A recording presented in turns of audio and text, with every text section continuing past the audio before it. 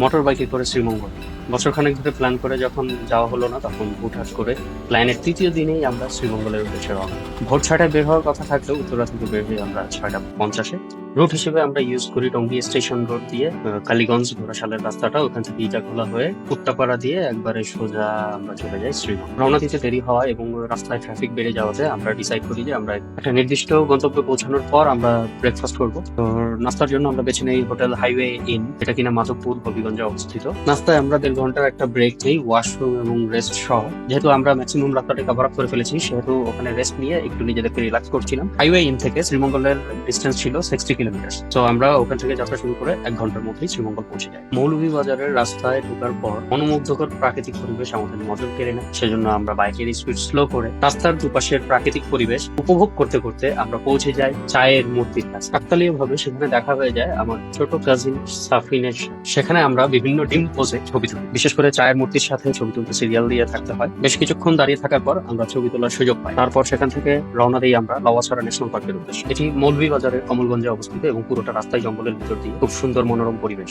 2022 সালে entry fee ছিল 50 টাকা, যা এখন বেড়ে দাঁড়িয়েছে 115 টাকা। তাই আমি ভিতরে ঢুকিনি, আমার 2 সফর সঙ্গী তারা ঢুকেছে। আমি বাইরে বাইক এবং আমাদের ব্যাগেজ গুলো পাহারা দিয়েছি। লাউয়াছড়া থেকে হোটেল রুমে এসে আমরা ফ্রেশ হয়ে আবার রওনা করি বাক্যার বিলের উদ্দেশ্যে। বাক্যার বিল মাছের অভয়াশ্রম হিসেবে পরিচিত। এটা শ্রীমঙ্গল থেকে 20 কিলোমিটার দূরে অবস্থিত। গ্রামের আঁকাবাঁকা সরু পথ ধরে যেতে হয়। আমরা যেদিন গিয়েছি যেতে যেতে সন্ধ্যা গড়িয়ে রাতের পথে ফুলমুন ছিল। আমরা এই সান্ধ্যকালীন সময়টাকে খুব এনজয় করেছি। বাক্যার বিলের এই ওয়াচ টাওয়ারের পাশে একটি কবরস্থান এবং সেখানে শিয়ালের পালের হাঁক শুনে আমরা ভয়ে দ্রুত ওই জায়গা থেকে ব্যাক করি। ফিরতি পথে একটি ছোট বেকারি থেকে আমরা হালকা পাতলা নাস্তা সেরে সরাসরি চলে যাই রাজু ভাইয়ের রেস্টুরেন্টে। সেখানে গিয়ে আমরা লাঞ্চ কাম ডিনার সারি হোটেল রুমে ফিরে বিশ্রাম করি। এভাবেই শেষ হয় আমাদের প্রথম দিনের ভ্রমণ।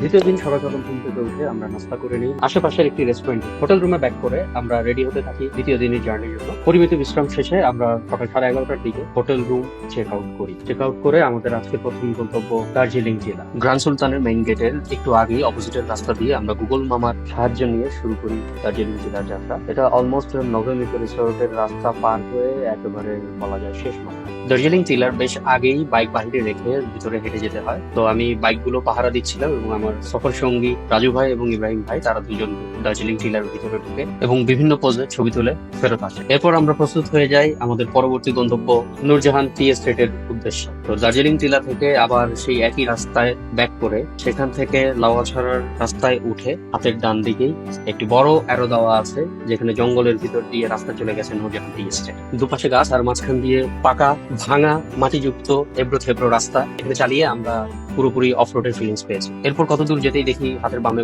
লেবু বাগান এবং কয়েকটি মানুষের বাড়ি ঘর। এরপর আবার একটা রিসোর্টও ছিল, বড় নামকরা রিসোর্ট এই রোডে। তো মোটামুটি কিছু দূর আবার উঁচু কিছু দূর নিচু, পুরোপুরি পাহাড়ি রাস্তা। বেশ কিছু সময় রাইড করার পর আমরা পৌঁছে গেলাম নূরজাহান টি এস্টেটে। সারি সারি চায়ের গাছ লাগানো এবং সবাই গাড়ি থামিয়ে ভিতরে উঠে চা বাগানের ভিতরে গিয়ে যার যার পছন্দ মতো ছবি তুলছে। আমরা মোটামুটি নূরজাহান টি এস্টেটের মাঝ বরাবর চলে গেছি। সেখানে আমরা কিছু ফটো সেশন করে চা বাগানের এই শান্ত পরিবেশটা উপভোগ করছিলাম। সাথে সাথে দেখছিলাম চা কর্মীরা মাথায় কাঁচা চায়ের পাতা নিয়ে গন্তব্যে যাচ্ছে। আমাদের পরবর্তী গন্তব্য ছিল মাধবপুর লেক এবং এই নূরজাহান টি এস্টেটের ভিতর দিয়ে পাহাড়ি রাস্তা পার করে আমরা মাধবপুর লেকের দিকে পৌঁছাই। যদিও সেখানকার তেমন কোনো ভিডিও ক্লিপ বা ফটো আমার কাছে নেই। তো মাধবপুর লেকের ভিতরে আমার সফর সঙ্গীরা ঢুকেছিল এবং তারা কিছু ছবি তুলেছে। মাধবপুর লেক থেকে বের হয়ে আমাদের নেক্সট গন্তব্য হলো লাউয়াছড়া সেই জঙ্গলময় রাস্তা, শুরু থেকে একবারে শেষ পর্যন্ত পাড়ি দেওয়া। এবার আর আমরা নূরজাহান টি এস্টেটের ভিতর দিয়ে না গিয়ে আমরা ভানুগাছ রোডের মাথা থেকে একবারে পুরো লাউয়াছড়ার যে জঙ্গল, দুই ধারে জঙ্গল, মাঝখানে পাকা রাস্তা, উঁচু নিচু পাহাড়ি রাস্তা, যেখানে কোনো মোবাইল ফোনের নেটওয়ার্ক নাই, এই রাস্তা ধরে শ্রীমঙ্গল শহরের দিকে রওনা করি। এই রাস্তার কথা বলতে বলতে গা শিউরে উঠছিল দুটি কারণে। কারণ নাম্বার 1, এই ভর দুপুরেও এই রাস্তাতে প্রচুর ঠান্ডা ছিল, বাতাস কনকনে শীত ছিল, আমাদেরকে বাইক থামিয়ে জ্যাকেট পরতে হয়েছে। এবং কারণ নাম্বার 2 হলো এই রাস্তার সৌন্দর্য এতই বেশি যে বাইক চালানো রেখে রাস্তার চারপাশের মনোমুগ্ধকর পরিবেশটা উপভোগ করতে ইচ্ছে করছে। কিন্তু কি করার, এই রাস্তায় বাইক থামানো যাবে না, লাইফ রিস্ক। যদি হাতি এসে পড়ে, বানর এসে খামচি দেয়, সবকিছুর ভয় নিয়ে এই রাস্তায় আর আমরা থামিনি। যতটুকু পেরেছি নর্মাল স্পিডে চালিয়ে রাস্তার আবহাওয়াটা উপভোগ করতে করতে গিয়েছি। এবং গাছের ফাঁক দিয়ে সূর্যের যে রশ্মি, অসাধারণ একটা ভিউ আমরা পেয়েছি। খুবই মনোমুগ্ধকর এবং খুবই রিফ্রেশিং, খুবই ভালো একটা ট্রিপ। যদিও মন খারাপ ছিল, কেননা এটাই আমাদের শেষ স্পট ছিল। এই জঙ্গলময় রাস্তা উপভোগ করতে করতে আমরা চলে যাই শ্রীমঙ্গল শহরের উদ্দেশ্যে।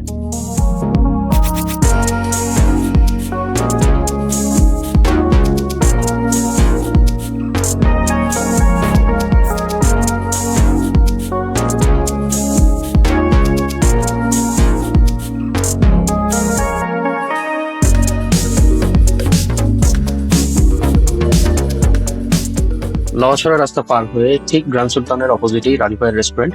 এই রেস্টুরেন্টেই আমরা সাধারণত দুদিনই খেয়েছি। বিশেষ করে শ্রীমঙ্গলে আমি যে কয়টা নাম করা রেস্টুরেন্টে খেয়েছি তাদের থেকে রাজু ভাইয়ের রেস্টুরেন্টের খান অনেক ভালো। ব্যক্তিপথের কোনো ভিডিও বা ছবি আমার কাছে নেই, যেহেতু রাত হয়ে গিয়েছিল এবং আমরা খুব তাড়াতাড়ি করে ঢাকা ব্যাক করতে যাই। উত্তরা থেকে আমি প্রায় 492 কিলোমিটার রাইড করেছি, টোটাল 11 ঘন্টা 30 মিনিট। সবাই নিরাপদে হেলমেট পরে এবং সেফটি গিয়ার ইউজ করে বাইক চালাবেন। আমাদের দুদিনের শ্রীমঙ্গল ট্রিপ এখানেই শেষ হলো। টাটা, বাই বাই, সি ইউ।